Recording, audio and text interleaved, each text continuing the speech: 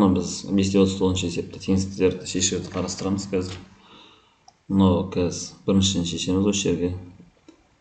Бізде мынау x минус 5 болғандықтан яғни плюс 5 болып өтеді. Плюс 5 7 плюс 5 болып өтеді мына жаққа.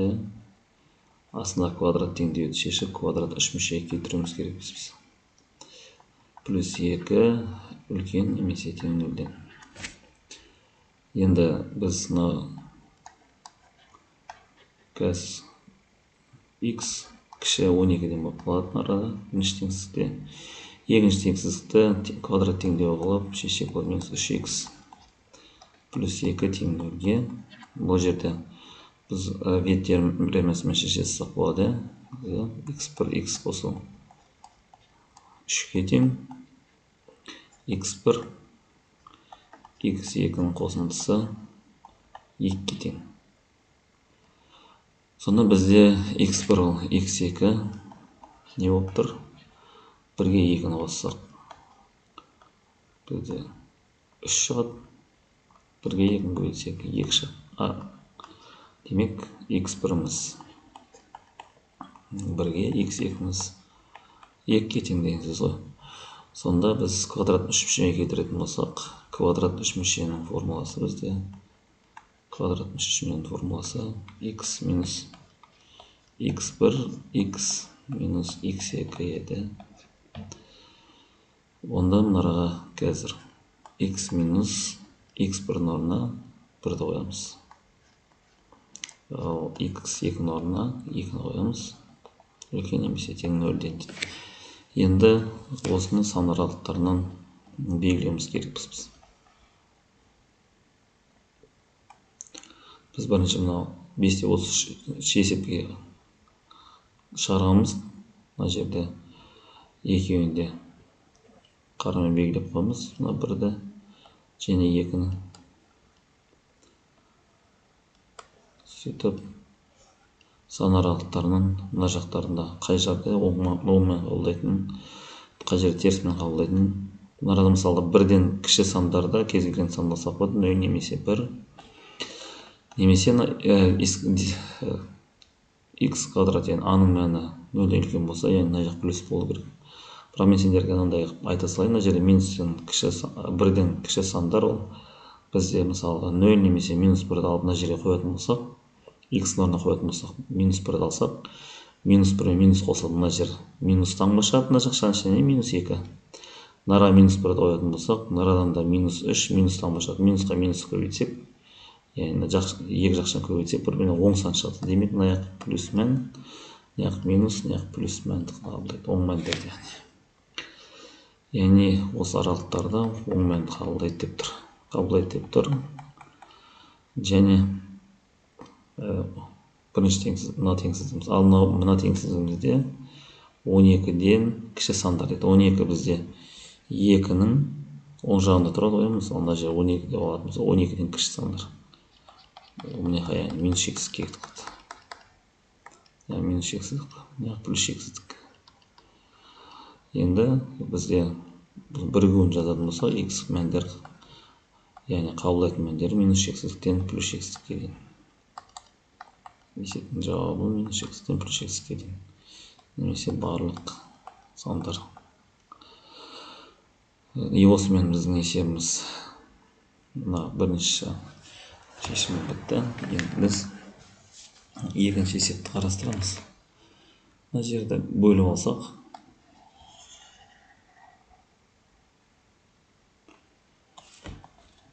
мына жаққа қарастырам. Мына жерде екіншісінде бізде 2x, минус x болып өтеді. Мына x кіші немесе тең 5 өз таңбасымен қалады, 1 минус 1 болып өтеді. Астындағы бізде точка квадрат теңдеу плюс 12 кіші 0-ден. Енді бізде мына жерде x-іміз кіші немесе тең 4-тен болып қалады. Мына квадрат теңдеуді, квадрат теңсіздікті теңдеу қылып шығарсақ, x квадрат минус 8x плюс 12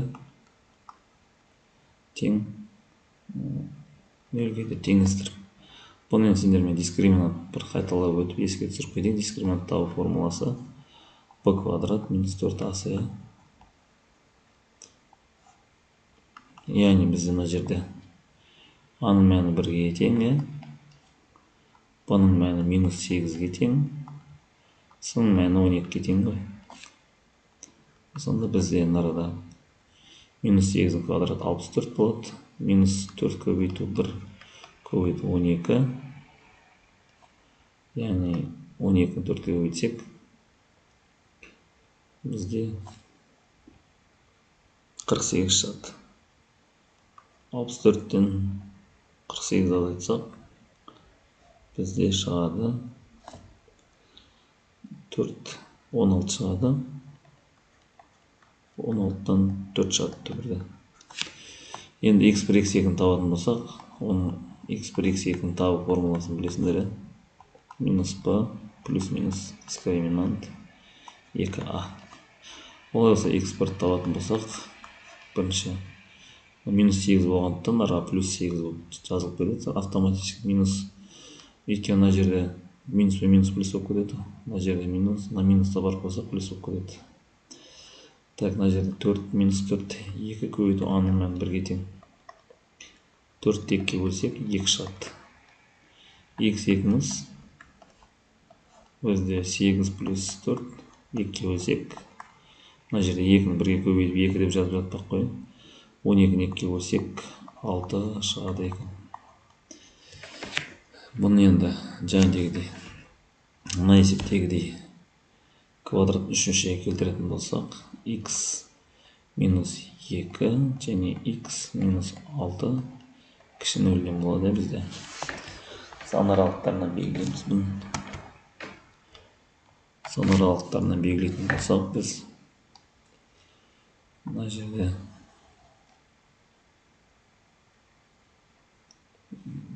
республикада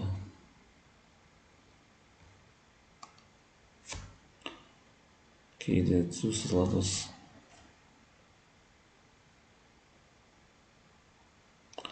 Сан аралықтарынан белгілейтін болсақ, 2-ні белгілейміз мұнда.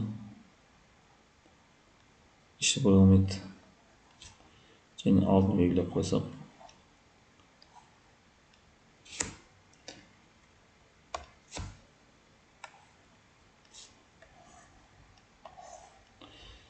мына жерім қисқа қалды. Шамам.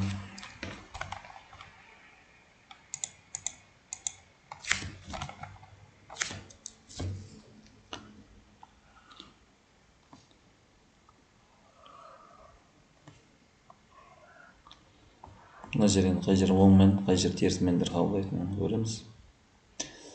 Бізде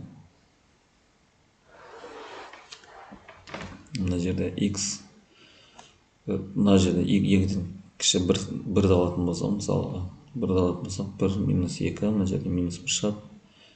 Мына тағы 1-ді алатын болсақ, минус 5 шығады. Көбейтсек оң мән. Енді мына аралықтар. Бірақ бізде 0-ден кіші аралықты қабылдаңдар деп тұр бізде. 0-ден кіші аралық. Мына жер ғой. Және де мына екіншіден шығарған кезде 0-ден үлкен аралықтар деп отқан. Және плюс мәндер мына жақтар қабылдағанбыз біз. Мына жерде бізде 0-ден кіші аралықтар кіреді деп тұр.